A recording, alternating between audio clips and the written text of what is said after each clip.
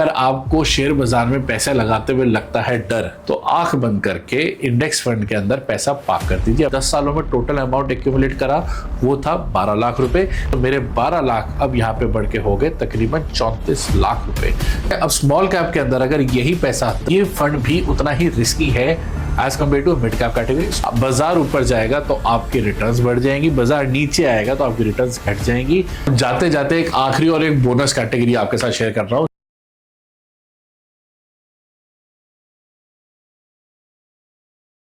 दोस्तों, आपने कभी सोचा है ये 5,000 या 10,000 की एसआईपी करके 15-20 साल के अंदर सभी कहते हैं कि 1 करोड़ या उससे कई ज़्यादा हो चुके होंगे, मगर कैसे इन्वेस्ट करना है, कहाँ इन्वेस्ट करना है, कौन सी एसआईपी लेनी है, भले लार्ज हो, मिड हो, स्मॉल हो या फ्लेक्सी कैप ही हो, किस में इन्वेस्ट करना है, मार्केट में बहुत कन्फ्यूजन हो चुकी है।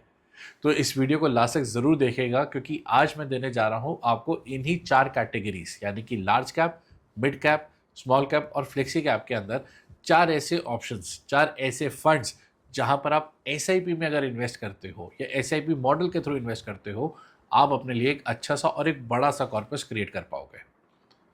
नमस्कार दोस्तों, मेरा नाम अंकित कोहली है और मैं एक वित्तीय सलाहकार हूं। आइए शुरू करते हैं काम की बात। मगर सबसे पहली बात, 2025 के अंदर एसआईपी करनी क्यों है? एसआईपी बेसिकली एक सिंपलेस्ट तरीका है आज की डेट में सेविंग्स करने का। महीने के 2,000, 5,000, 10,000 रुपए अगर ऑटोमेटिकली मेरे अकाउंट से डेबिट हो जाते हैं, मैं अपने लिए फ्यूचर में एक अच्छा सा और एक हेल्दी कॉर्पस क्रिएट कर सकता हूँ। अगर आज आप कहीं पार्टी करने जाते हैं या किसी डिनर पे जाते हैं, फैमिली के साथ भी जाते हैं, नॉर्मल खर्चा आपका 2 से 3,000 रुपए का होता है। मेट्रो सिटीज की अगर मैं पर्टिकुलर बात करूँ तो ज़्यादा भी होता है, मैं मिनिमम बात कर रहा हूँ। मगर एसआईपी मॉडल में आप इसको ऐसा खर्चा ही समझो ना कि इस महीने मैंने एक पार्टी कम करी, मगर वो एसआईपी में मेरा पैसा चला गया। दूसरा इंपॉर्टेंट पॉइंट एसआईपी के लिए, ये हमें रुपी एवरेज कॉस्ट करने में मदद करता है। मार्केट्स हमेशा ऊपर नहीं रहती, मार्केट्स हमेशा नीचे नहीं रहती, ये ऊपर नीचे चलती रहती है, जस्ट लाइक हार्ट बीट्स। और ये उतार और चढ़ाव में एसआईपी हमें सबसे बड़ी एडवांटेज देता है एक एवरेज वैल्यूएशन निकालने में। यानी कि अगर मार्केट हमेशा ऊपर ऊपर ऊपर जाती रहेगी तो मैं श्योरली कुछ महंगा भी खरीद रहा हूँ, मेरी एक्चुअल रिटर्न्स कम होती रहेगी।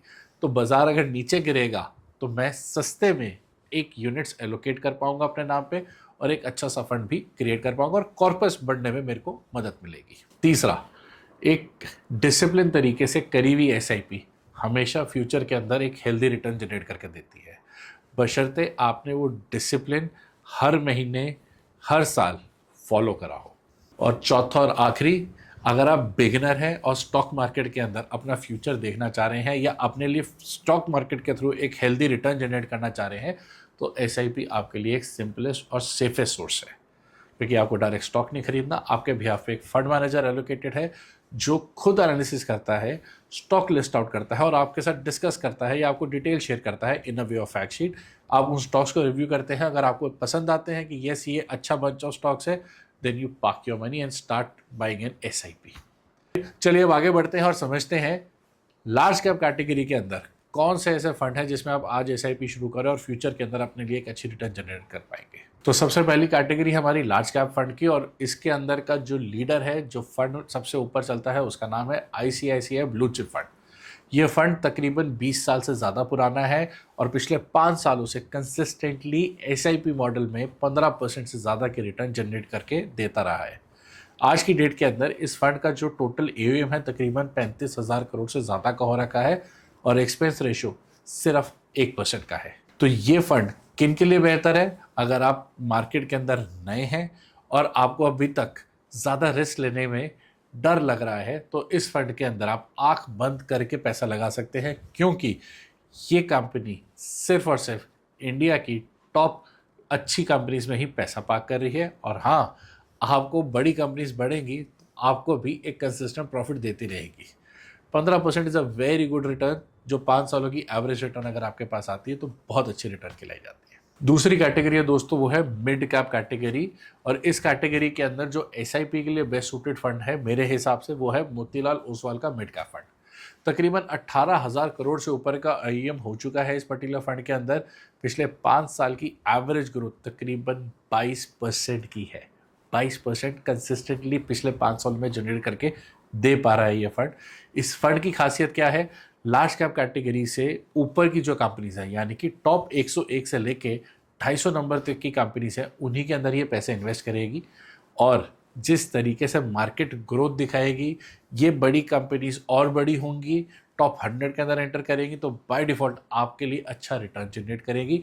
और स्मॉल कैप कैटेगरी की फंड जब मिड कैप के अंदर आएगा तो बाय डिफॉल्ट वो भी आपके पोर्टफोलियो के अंदर ऐड हो जाएगा।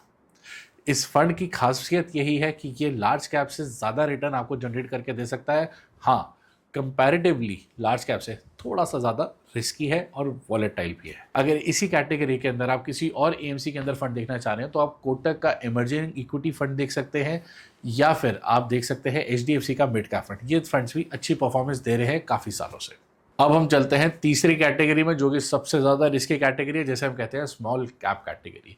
ये बेसिकली इंडिया की 251वीं कंपनी से लेके लार्ज की जितनी भी कंपनीज है उस सारी कंपनीज को एक ही कैटेगरी के अंदर कैटर करते हैं। इस पर्टिकुलर कैटेगरी का जो लीडर है वो है बंधन बैंक का स्मॉल कैप फंड। इस पर्टिकुलर फंड ने फैंटास्टिक रिटर्न दी है, पिछले 5 सालों में तकरीबन 33% की रिटर्न दी है, और एसआईपी मॉडल में 26% से ज़्यादा के रिटर्न देता आ रहा है। अगर हम बात करते हैं बेंचमार्क की, तो बेंचमार्क को इसने काफ़ी अच्छे मार्जिन से बीट करके रखा है। एसआईपी मॉडल की अगर मैं बात करता हूँ, 5 सालों के अंदर बंधन बैंक के इस पर्टिकुलर फंड ने इंडस्ट्री लीडर के तौर पे काम किया है। मगर स्मॉल कैप कैटेगरी फंड के साथ एक चीज़ मैं ज़रूर बता दूँ, ये दोस्तों बहुत ज़्यादा रिस्की होती हैं, और इन पर्टिकुलर कैटेगरी के अंदर आपको एक चीज़ का हमेशा ध्यान रखना है, जो भी फंड में आप इन्वेस्टेड हैं क्या वो एक्टिवली मैनेज्ड है कि नहीं है। और ख़ास तौर पे अगर आपकी इन्वेस्टमेंट शॉर्ट ड्यूरेशन के लिए है, 1 से 5 साल या 7 साल के अंदर है, तो आई वुड रिकमेंड यू कि आप इस पर्टिकुलर कैटेगरी के अंदर पैसा भी पा करो, बिकॉज मार्केट वॉलेटाइल है और स्मॉल कैप कैटेगरी सबसे ज़्यादा वॉलेटाइल है। ये आपको 1 साल में 40% की रिटर्न दे भी देगा, मगर अगर बाजार गिरा तो ये -40% पे भी चला जाएगा। सो अगर आप लॉन्गर ड्यूरेशन की बात करें, यानी 15 साल या 20 साल इस तरीके से इस प्लान के अंदर इन्वेस्ट करना चाहें, तो ये कैटेगरी आपके लिए बेस्ट सूटेड है। और एसआईपी के अंदर आपको बस कंसिस्टेंटली पार्क करना है। मैं जनरली कहता हूँ, अगर आपने कोई एलआईसी ले रखी है, तो जिस तरीके से पहले एलआईसी 15 साल 20 साल की लेते थे, वही डिसिप्लिन अगर आप इस म्यूचुअल फंड कैटेगरी के अंदर स्मॉल कैप कैटेगरी में पार्क करें, तो जो रिटर्न्स आपको एलआईसी फंड से आनी थी उससे कई एक्स रिटर्न आप यहाँ पे जनरेट कर सकते हैं। अब इस कैटेगरी के अंदर और भी कई सारे फंड्स हैं जो अच्छा परफॉर्म कर रहे हैं। आप एचडीएफसी के स्मॉल कैप फंड में जा सकते हैं, आप निपॉन इंडिया के स्मॉल कैप फंड में पा कर सकते हैं, एसबीआई के स्मॉल कैप में पा कर सकते हैं। ये अच्छे फंड्स रहे हैं जिन्होंने पिछले 5-7 सालों के अंदर अच्छे रिटर्न जनरेट करके दी है और एक अच्छा कॉर्पस भी क्रिएट करा है। अब आते हैं चौथी कैटेगरी में, जो इन ऊपर की तीनों कैटेगरी का ब्लेंड है, जिसे हम कहते हैं फ्लेक्सी कैप कैटेगरी। और इस कैटेगरी का लीडर है एचडीएफसी फ्लेक्सी कैप फंड। पिछले 5 सालों के अंदर तकरीबन 28% की CAGR इसने दी है, और SIP मॉडल में तकरीबन 23% के रिटर्न ये कंसिस्टेंटली देता जा रहा है। बेंचमार्क को हमेशा इसने बीट आउट करा है। मार्केट के अंदर इतना एक्टिवली फ्लेक्सी कैप फंड अभी तक कोई भी नहीं देखा गया है। अगेन, अब जब मैं इस कैटेगरी की बात करूंगा, ये फंड भी उतना ही रिस्की है as compare to mid cap category. Small cap category से थोड़ा सा कम है। फ्लेक्सी कैप कैटेगरी काम कैसे करता है? It's basically a blend, large cap, mid cap और स्मॉल कैप कैटेगरी का ब्लेंड है, जहां पर as per fund manager decide करेगा कि कितना परसेंटेज किस पर्टिकुलर सेक्टर के अंदर मुझे पार्क करना है। ऐसा भी नहीं होगा कि वो किसी भी सेक्टर के अंदर कुछ फंड ना पार्क करे, हर एक सेक्टर के अंदर कुछ ना कुछ पार्क करके रखना है।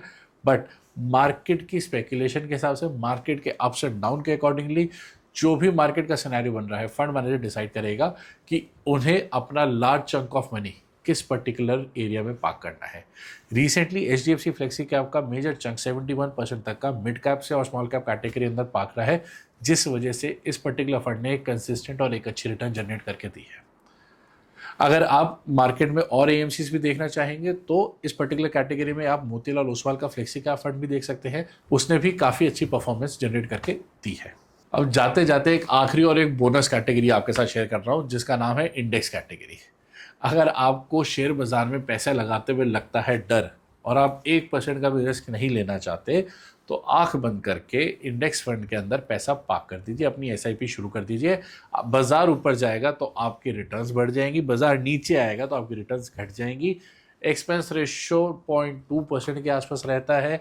किसी भी इंडेक्स फंड के अंदर आप पा कर सकते हैं, सारे के सारे अच्छे से मैनेज हैं। हाँ, ये फंड कोई भी एक्टिवली मैनेज नहीं होता, ये सारे के सारे पैसिव फंड्स होते हैं, क्योंकि ये निफ्टी 50 के अंदर ही इन्वेस्टमेंट करते हैं।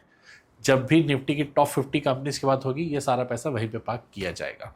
और इस फंड के साथ आप रेस्ट एश्योर्ड हो सकते हैं, अगर हमारे देश में इकोनॉमी में ग्रोथ है और सेंसेक्स में ग्रोथ आ रही है, तो जो रिटर्न सेंसेक्स जनरेट करेगा वही रिटर्न आप भी जनरेट करेंगे। अब पिछले 40 साल के अगर सेंसेक्स की रिटर्न्स की अगर मैं बात करूं, तो तकरीबन 17% की एवरेज रिटर्न दी है हमारे सेंसेक्स ने, और यही आपके लिए भी एडवांटेज हो सकती है।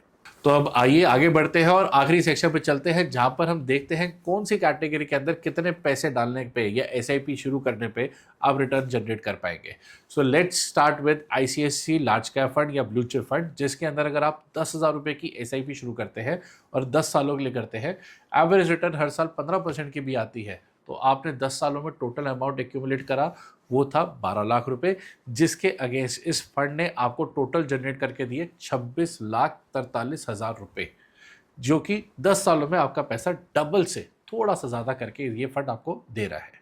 अब हम यही एसआईपी जब दूसरी कैटेगरी यानी मिड कैप कैटेगरी के अंदर पार्क करते हैं, और जहां पर हमें सीएजीआर आता है तकरीबन 20% का, तो वही 10,000 रुपये मैंने 10 साल तक जमा कराए और 20% की ग्रोथ आई, तो मेरे 12 लाख अब यहाँ पे बढ़ के हो गए तकरीबन 34 लाख रुपए, यानी approximately 3.4 times of my investment, जो भी मैंने पैसा थोड़ा थोड़ा डाला था। ये है कंपाउंडिंग का फैक्टर दोस्तों। आगे बढ़ते हैं। अब स्मॉल कैप के अंदर अगर यही पैसा 10,000 रुपये अगर हम पा करते हैं 10 सालों के लिए भी, और आपको एक एवरेज रिटर्न 26% की भी अगर आती है, जो कि पिछले 5 सालों के अंदर देता है, मैं 10 सालों की एवरेज ले रहा हूँ, अगर वो 26% की रिटर्न भी देता है, तो आपका कॉर्पस जो 12 लाख आपने इकट्ठा किया था बढ़ के हो जाता है तकरीबन 47,86,000, यानी तकरीबन 4.7 टाइम्स आपकी इन्वेस्टमेंट का पैसा हो चुका होगा। सिर्फ आपको क्या चाहिए? डिसिप्लिन, कंसिस्टेंसी और पेशेंस। इन तीनों चीज़ों का अगर फॉर्मूला आप मेंटेन करके चलेंगे, आप अपने लिए श्योरली एक अच्छा और हेल्दी कॉर्पस क्रिएट कर पाएंगे। सो दोस्तों, वीडियो के अंत में आते तक मैं आपको एक चीज़ और बता दूं कि ये गलती कभी मत दोहराना, खास तौर पे एसआईपी में अगर आप 2025 में अपनी इन्वेस्टमेंट शुरू कर रहे हो।